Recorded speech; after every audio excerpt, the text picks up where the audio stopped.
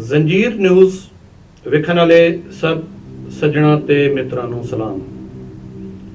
असीं अज गल करांगे पिछले कुछ समय च आउण वालीआं तब्दीलियां दे बारे। बहुत सारियां तब्दीलियां आईयां।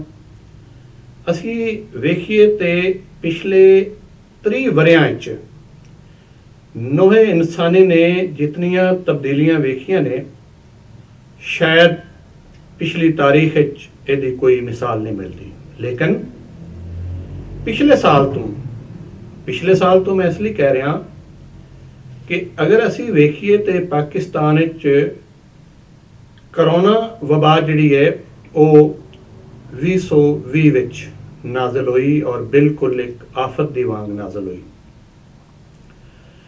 जिहड़ियां पिछले 30 वरियां च तब्दीलियां आईयां सन वो एक पासे, और पिछले 1-2 सालों विच इस वबा राहीं आने वालियां तब्दीलियां एक पासे कि इहदे विच असीं इन्ने प्यारे, इन्ने सोहणे, इन्ने चंगे सुभाਅ दे इंसान खोए।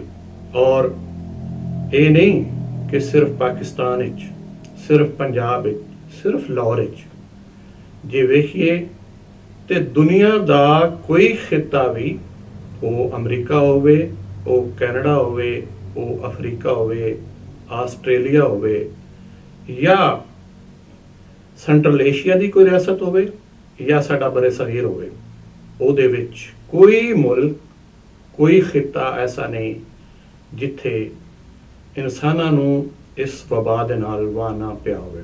हुण जे असीं वेखीए ते पिछले किन्नियां ही सदियां तो इस तरह दियां वबावां इंसानां दा मुकद्दर बनदियां रहियां ने।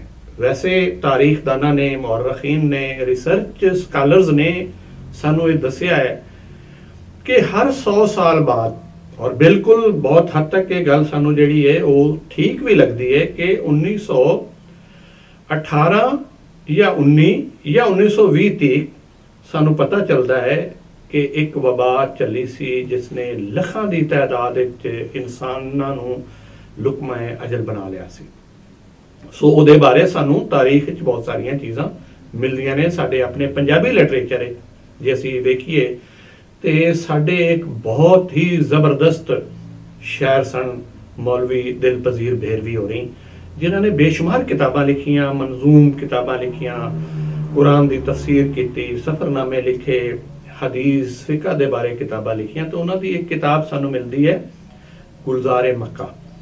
उहदे विच उन्होंने होर बहुत सारियां गल्लां लिखण तो इलावा जिहड़ी सब तो ज़बरदस्त और दिलचस्प गल लिखी वो सी करंटीना दे बारे। असीं सोचदे सी, असीं वेखदे सी, असीं जदों यानी चीन च जदों ये वबा शुरू हुई करोना, ते क्वारंटीन दा या करंटीना दा जिहड़ा तसव्वुर बनिया, ते असीं कह के जी ते ना सिर्फ ये कि तसव्वुर बहुत ज़बरदस्त है इंसानां नूं इस वबा तो बचाउण लई, बल्कि ये लफ्ज़ ही कितना खूबसूरत है। पर उस वक्त मेरी हैरत की इंतहा ना रही, और मैं चूंकि पढ़द्या और काम कोई नहीं सी इन्हां दिनां च, मैं पढ़ रहा सी किताब, ते एक बाब पूरा उन्होंने करंटीना दे नां दे नाल रकम किया होया सी कि जी जदों सऊदी अरब जहाज़ अपड़िया तो उत्थे उन्हां नूं करंटीना लई कुछ दिन रखा गया। सो यानी इंसानी जिहड़ी तारीख है या इंसानी जिहड़ी तकदीर है वो असीं वेखने हैं कि बेशुमार हवालियां नाल इस तरह ही जूझदी रही है मुख्तलिफ मसलियां नाल। ते जदों यह शुरू हुई वबा, मैनूं याद है कि जदों पढ़ा रहे सी असीं बच्चों नूं ते एकदम यूनीवर्सिटीज़ दे विच एक आ गया सर्कुलर कि जी तुसीं कल तो यूनिवर्सिटी बंद हो रही और तुसीं नहीं आना। तो ये मार्च च पूरा साल हो गया सानू इस ऑनलाइन चल रहा है। अच्छा, इत्थे 2-3 चीज़ां जिहड़ियां ने वो बहुत जरूरी ने करन वालियां कि मुख्तलिफ तहजीबां दा मुख्तलिफ कल्चर, मुख्तलिफ सुभाਅ हुंदा है, उन्हां दी हिस्टरी मुख्तलिफ हुंदी है। लेकिन जेकर असीं वेखीए, असीं पाकिस्तान दी, पंजाब दी या बरे सगीर दी तारीख नूं वेखीए तो सानू नज़र आंदा है कि ये तो खिता ही इस तरह का है जिहदे च बिना किसी मजहब की तकसीम और तफरीक दे, बिना किसी ਫਿਰਕੇ ਦੀ ਤਕਸੀਮ ਜਾਂ ਤਫਰੀਕ ਦੇ ਲੋਕ ਜਿਹੜੇ ਨੇ ਸਦੀਆਂ ਤੋਂ ਇਕੱਠੇ ਰਹਿੰਦੇ ਆ ਰਹੇ ਸਨ। ਉਹਨਾਂ ਦਾ ਮੇਲ ਜੋਲ ਸੀ, ਉਹਨਾਂ ਦਾ ਕਲਚਰ ਇੱਕੋ ਜਿਹਾ ਸੀ, ਉਹਨਾਂ ਦੇ ਖੁਸ਼ੀ ਗਮੀ ਦੇ ਜਿਹੜੇ ਰਸਮੋ ਰਿਵਾਜ ਸਨ ਉਹ ਇੱਕ ਤਰ੍ਹਾਂ ਦੇ ਸਨ। ਸੋ ਮਿਲ ਜੁਲ ਕੇ ਰਹਿਣਾ, ਤਰਿੰਜਣ ਮੌਜੂਦ ਸੀ, ਤਸਵਰ ਤਰਿੰਜਣ ਦਾ ਮੌਜੂਦ ਸੀ, ਜਿੱਥੇ ਨੌਜਵਾਨ ਕੁੜੀਆਂ ਬੈਠ ਕੇ ਚਰਖਾ ਕੱਤਦੀਆਂ ਸਨ, ਗੀਤ ਗਾਉਂਦੀਆਂ ਸਨ, ਆਪਸ ਵਿੱਚ ਆਪਣੇ ਰਾਜ਼ ਨਿਆਜ਼ ਜਿਹੜੇ ਨੇ ਉਹ ਸਾਂਝੀਆਂ ਕਰਦੀਆਂ ਸਨ। ਇਸੇ ਤਰ੍ਹਾਂ ਚੌਪਾਲ ਸੀ, ਜਿੱਥੇ ਸ਼ਾਮ ਨੂੰ ਹੁੱਕਾ ਵਿਖਾਇਆ ਜਾਂਦਾ ਸੀ, ਲੋਕ ਬੈਠ ਜਾਂਦੇ, ਯਾਨੀ ਮਜਲਸੀ ਜ਼ਿੰਦਗੀ ਸੀ ਸਾਡੇ ਇਸ ਖਿੱਤੇ ਦੀ। ਲੇਕਿਨ ਇਸ ਮਜਲਸੀ ਜ਼ਿੰਦਗੀ ਨੂੰ ਇਸ ਕਰੋਨਾ ਵਬਾ ਨੇ ਨਾ ਸਿਰਫ ਇਹ ਕਿ ਤਬਾਹ ਕਰਕੇ ਰੱਖ ਦਿੱਤਾ ਹੈ, ਇਨਸਾਨ ਨੂੰ ਤਨਹਾਈ ਦਾ ਸ਼ਿਕਾਰ ਕੀਤਾ ਹੈ ਔਰ ਨਫਸਿਆਤੀ ਮਸਲਿਆਂ ਦਾ ਸ਼ਿਕਾਰ ਕਰ ਦਿੱਤਾ ਹੈ। ਸੋ ਪਿਛਲੇ ਸਾਲ ਦੀ ਅਸੀਂ ਗੱਲ ਕਰਨੇ ਆ ਤੇ ਸਾਡੇ ਕੋਲ ਇੱਕ ਬਹੁਤ ਅੱਛੇ ਰਾਈਟਰ ਸਨ ਜਿਨ੍ਹਾਂ ਦੀ ਲਾਤੀਨੀ ਅਮਰੀਕੀ ਮੁਲਕ ਦੇ, ਤਾਂ ਉਹਨਾਂ ਦਾ ਇੱਕ ਨਾਵਲ ਦਾ ਤਰਜਮਾ ਕੀਤਾ ਸੀ ਸਾਡੇ ਬਹੁਤ ਅੱਛੇ ਰਾਈਟਰ ਅਫਜ਼ਲ ਹਸਨ ਰੰਧਾਵਾ ਨੇ, ਤੇ ਉਹ ਯਾਨੀ ਇਸ ਵਬਾ ਦਾ ਸ਼ਿਕਾਰ ਹੋ ਗਏ। ਉਹਨਾਂ ਹੀ ਦਿਨਾਂ 'ਚ ਸਾਡੇ ਇੱਕ ਦੋਸਤ, ਬਹੁਤ ਹੀ ਪੜ੍ਹੇ ਲਿਖੇ, ਬਹੁਤ ਮੁਹਜ਼ਬ, ਇੱਕ ਉਸਤਾਦ, ਇੱਕ ਅਦੀਬ, ਇੱਕ ਐਡੀਟਰ, ਔਰ ਅਗਰ ਅਸੀਂ ਗੱਲ ਕਰੀਏ ਤੇ ਉਰਦੂ ਜ਼ਬਾਨੋਂ ਅਦਬ ਵਿੱਚ ਜਿਤਨੇ ਟ੍ਰਾਂਸਲੇਸ਼ਨਸ ਉਹਨਾਂ ਨੇ ਕੀਤੇ, ਸਾਨੂੰ ਹੋਰ ਕੋਈ ਮਿਸਾਲ ਨਹੀਂ ਮਿਲਦੀ। ਉਹਨਾਂ ਦਾ ਨਾਮ ਆਸਿਫ ਫਰਕੀ ਹੈ। ਸੋ ਉਹ ਰੋਜ਼ ਦੀ ਰੋਜ਼ ਇੱਕ ਰੋਜ਼ਨਾਮਚਾ ਲਿਖ ਰਹੇ ਸਨ ਇਸ ਵਬਾ ਦੇ ਦੌਰਾਨ, ਤੇ ਕੁਝ ਦਿਨਾਂ ਤੋਂ 2-3 ਦਿਨ ਜਦੋਂ ਹੋ ਗਏ ਔਰ ਉਹਨਾਂ ਦਾ ਰੋਜ਼ਨਾਮਚਾ ਮੈਂ ਬਾਕਾਇਦਗੀ ਦੇ ਨਾਲ ਸੁਣਦਾ ਸੀ। ਉਹਦੇ 'ਚ ਲਿਟਰੇਚਰ ਦੀ, ਅਦਬ ਦੀ, ਫਿਕਸ਼ਨ ਦੀ, ਸ਼ਾਇਰੀ ਦੀ ਗੱਲ ਹੁੰਦੀ ਸੀ। ਤਾਂ ਮੈਨੂੰ ਬੜੀ ਤਸ਼ਵੀਸ਼ ਹੋਈ ਕਿ 2-3 ਦਿਨਾਂ ਤੋਂ ਤਾਂ ਉਹਨਾਂ ਦਾ ਉਹ ਸਫ਼ਰਨਾਮਾ, ਉਹ ਉਹਨਾਂ ਨੇ ਆਪਣਾ ਰੋਜ਼ਨਾਮਚਾ ਪੜ੍ਹਿਆ ਨਹੀਂ ਹੈਗਾ। ਜਦੋਂ ਮੈਂ ਉਹਨਾਂ ਨੂੰ ਫੋਨ ਕੀਤਾ ਤੇ ਫੋਨ ਮੁਸਲਸਲ ਬਿਜ਼ੀ ਜਾ ਰਿਹਾ ਸੀ ਜਾਂ ਕੋਈ ਅਟੈਂਡ ਨਹੀਂ ਕਰ ਰਿਹਾ ਸੀ। ਬਾਅਦ ਵਿੱਚ ਬਹਰਲ ਚੂੰਕਿ ਸ਼ੁਰੂ 'ਚ ਮੈਂ ਜਿਹੜੀ ਗੱਲ ਕੀਤੀ ਸੀ ਉਹਦੇ ਨਾਲ ਵੀ, ਉਹਦੇ ਲਈ ਵੀ ਅਸੀਂ ਆਨੇ ਆ ਕਿ ਪਿਛਲੇ 30 ਸਾਲਾਂ 'ਚ ਇਨਸਾਨੀ ਜ਼ਿਹਨ ਨੇ ਔਰ ਇਨਸਾਨੀ ਤਹਿਜ਼ੀਬ ਨੇ ਕਿਤਨੀ ਤਰੱਕੀ ਕੀਤੀ ਹੈ। ਇੰਟਰਨੈਟ ਇਸ ਜ਼ਮਾਨੇ 'ਚ ਆਇਆ, ਮੋਬਾਈਲ ਇਸ ਜ਼ਮਾਨੇ 'ਚ ਆਇਆ, ਹੋਰ ਬੇਸ਼ੁਮਾਰ ਚੀਜ਼ਾਂ ਜਿਹੜੀਆਂ ਨੇ। ਹੁਣ ਸਾਡੀ ਜਿਹੜੀ ਨਵੀਂ ਨਸਲ ਹੈ ਉਹ ਤੇ ਲੱਗਦਾ ਹੈ ਕਿ ਜਮਾਂਦਰੂ ਹੀ ਪੜ੍ਹੀ ਲਿਖੀ ਹੈ ਔਰ ਕਈ ਚੀਜ਼ਾਂ ਤੇ ਉਹ ਸਾਨੂੰ ਉਹ ਸਿਖਾਉਂਦੀ ਹੀ ਹੋਈ ਹੈ। ਯਾਨੀ ਇਨਸਾਨੀ ਜ਼ਿਹਨ ਜਿਹੜਾ ਹੈ ਉਹ, ਅਗਰ ਅਸੀਂ ਕਹੀਏ ਕਿ ਪਿਛਲੀਆਂ ਸਾਰੀਆਂ ਸਦੀਆਂ ਦੇ ਮੁਕਾਬਲੇ 'ਚ 30-40 ਦਹਾਕਿਆਂ ਦੇ ਦੌਰਾਨ ਬਹੁਤ ਅੱਗੇ ਚਲਾ ਗਿਆ ਹੈ, ਤੇ ਕੁਝ ਦੂਰ ਦੀ ਗੱਲ ਨਹੀਂ ਹੋਗੀ। ਸੋ ਮੈਂ ਆਸਿਫ ਸਾਹਿਬ ਦੀ ਗੱਲ ਕਰ ਰਿਹਾ ਸੀ ਤੇ ਉਹ ਇਸੇ ਹੀ ਬਿਮਾਰੀ ਦਾ ਸ਼ਿਕਾਰ ਹੋ ਕੇ 1-2 ਦਿਨਾਂ ਦੇ ਵਿੱਚ ਉਹਨਾਂ ਦੀ ਡੈਥ ਹੋ ਗਈ ਔਰ ਸਾਡੇ ਤੋਂ ਜੁਦਾ ਹੋ ਗਏ, ਜਿਹਦਾ ਕਿ ਜ਼ਾਹਿਰ ਹੁਣ ਤੇ ਸਾਲ ਹੋਣ ਵਾਲਾ ਹੈ ਔਰ ਸਾਨੂੰ ਦੁੱਖ ਹੈ। ਸਿਰਫ ਉਹ ਹੀ ਨਹੀਂ, ਅਸੀਂ ਬਹੁਤ ਅਹਿਮ ਲੋਕ ਜਿਹੜੇ ਨੇ, ਬਹੁਤ ਅਹਿਮ ਰਾਈਟਰ ਇਸ ਪਿਛਲੇ 1-2 ਹਫ਼ਤਿਆਂ ਦੇ ਦੌਰਾਨ ਇੰਨੇ ਜ਼ਬਰਦਸਤ ਸ਼ਾਇਰ, ਅਦੀਬ, ਔਰ ਮੈਂ ਖਾਸ ਤੌਰ ਤੇ ਜਿਹੜੀ ਗੱਲ ਇੱਕ ਜਿਹਦੇ ਲਈ ਅਸੀਂ ਸ਼ੁਰੂ ਕੀਤੀ ਕਰਨਾ ਚਾਹੁੰਦਾ ਸੀ ਕਿ ਅੱਜ ਤੋਂ 37-38 ਵਰੇ ਪਹਿਲਾਂ ਜਦੋਂ ਮੈਂ ਆਪਣੀ ਬਸਤੀ ਦੀਆਂ ਗਲੀਆਂ 'ਚ, ਬਾਜ਼ਾਰਾਂ 'ਚ ਫਿਰਦਾ ਹੁੰਦਾ ਸੀ ਔਰ ਉੱਥੇ ਜਦੋਂ ਵੀ ਕਦੋਂ ਕਿਸੇ ਦੀ ਵਿਆਹ ਸ਼ਾਦੀ ਹੁੰਦੀ ਸੀ ਤੇ ਉਹਦੇ ਖੁਸ਼ੀ ਦੇ ਮੌਕੇ ਤੇ ਇੱਕ ਸ਼ਾਇਦ ਸਾਡੀ ਅੱਜ ਦੀ ਨਸਲ ਨੂੰ ਪਤਾ ਨਾ ਹੋਵੇ ਕਿ ਸਪੀਕਰ ਹੁੰਦਾ ਸੀ ਔਰ ਉਹਦੇ ਤੇ ਰਿਕਾਰਡ ਚੱਲਦੇ ਹੁੰਦੇ ਸਨ ਔਰ ਗ੍ਰਾਮੋਫੋਨ ਹੁੰਦਾ ਸੀ ਔਰ ਜਿਸ ਬੰਦੇ ਦੀ ਸ਼ਾਦੀ ਵਿਆਹ ਹੁੰਦੀ ਸੀ ਉਹਦੇ ਦੋਸਤ, ਅਹਿਬਾਬ, ਉਹਦੇ ਰਿਸ਼ਤੇਦਾਰ, ਉਹਦੇ ਅਜ਼ੀਜ਼ ਜਿਹੜੇ ਨੇ ਉਹ ਉਹਦੇ ਨਾਂ ਦੇ ਉਸ ਸਪੀਕਰ ਵਾਲੇ ਨੂੰ ਨਿਉਂਦਰਾ ਜਾਂ ਉਹਨੂੰ ਵੇਲ ਦਿੰਦੇ ਸਨ ਔਰ ਫਰਮਾਇਸ਼ ਕਰਦੇ ਸਨ ਕਿ ਸਾਨੂੰ ਇਹ ਗਾਣਾ ਸੁਣਾ ਦਿਓ।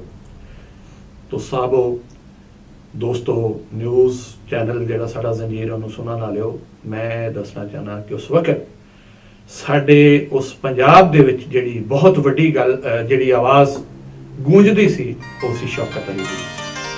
ਹਰ ਵੇਲੇ ਸਾਨੂੰ ਉਹਨਾਂ ਦੀ ਆਵਾਜ਼ ਵਿੱਚ ਗਾਇਆ ਹੋਇਆ ਛੱਡੇ, ਉਹਨਾਂ ਦੀ ਆਵਾਜ਼ ਵਿੱਚ ਗਾਇਆ ਹੋਇਆ ਜੱਗਾ, ਉਹਨਾਂ ਦੀ ਆਵਾਜ਼ ਵਿੱਚ ਗਾਇਆ ਹੋਇਆ ਗੀਤ, ਜਿਨ੍ਹਾਂ ਚੋਂ ਅਕਸਰ ਯਾਨੀ ਉਹ ਸਾਡੇ ਪੰਜਾਬੀ ਦੇ ਸ਼ਾਇਰ ਵੀ ਸਨ ਔਰ ਗੁਲੂਕਾਰ ਵੀ ਸਨ ਔਰ ਉਹਨਾਂ ਦੀ ਮਾਨਤਾ ਸਾਡੇ ਹੀ ਪੰਜਾਬ ਵਿੱਚ ਨਹੀਂ ਸਗੋਂ ਦੁਨੀਆ ਭਰ ਵਿੱਚ ਜਿੱਥੇ ਵੀ ਪੰਜਾਬੀ ਮੌਜੂਦ ਨੇ ਉਹਨਾਂ ਦੇ ਗਾਣੇ ਸੁਣਦੇ ਸਨ। ਉਹ ਖੁਦ ਸ਼ਾਇਰੀ ਕਰਦੇ। ਉਹਨਾਂ ਨੇ ਮਾਂ ਲਈ ਜਿਹੜੀ ਇੱਕ ਜ਼ਬਰਦਸਤ ਇੱਕ ਨਜ਼ਮ ਲਿਖੀ ਹੈ ਉਹੀ ਕਮਾਲ ਦੀ ਹੈ। ਫਿਰ ਸਾਡੀ ਜਿਹੜੀ ਨਵੀਂ ਨਸਲ ਦੇ ਜਿਹੜੇ ਫੋਕ ਗੁਲੂਕਾਰ ਹੋਏ ਉਹਨਾਂ ਨੇ ਵੀ ਉਹਨਾਂ ਤੋਂ ਬਹੁਤ ਜ਼ਿਆਦਾ ਅਸਰ ਲਿਆ ਔਰ ਉਹ ਇਸ ਚੀਜ਼ ਦਾ ਇਤਰਾਫ ਕਰਦੇ ਨੇ ਕਿ ਅਸੀਂ ਉਹਨਾਂ ਤੋਂ ਬੜਾ ਸਿੱਖਿਆ।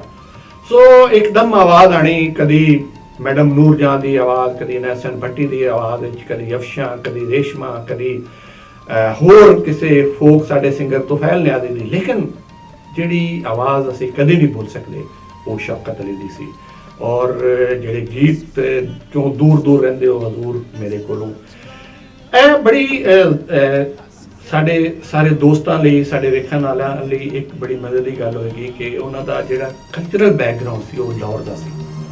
ਉਹ ਅੰਦਰੂਨ ਭਾਟੀ ਵਿੱਚ 1941 ਚ ਪੈਦਾ ਹੋਏ ਔਰ ਲਾਹੌਰ ਵਿੱਚ ਹੀ ਕੁਝ ਦਿਨ ਪਹਿਲੇ ਉਹਨਾਂ ਦੀ ਵਫਾਤ ਹੋ ਗਈ।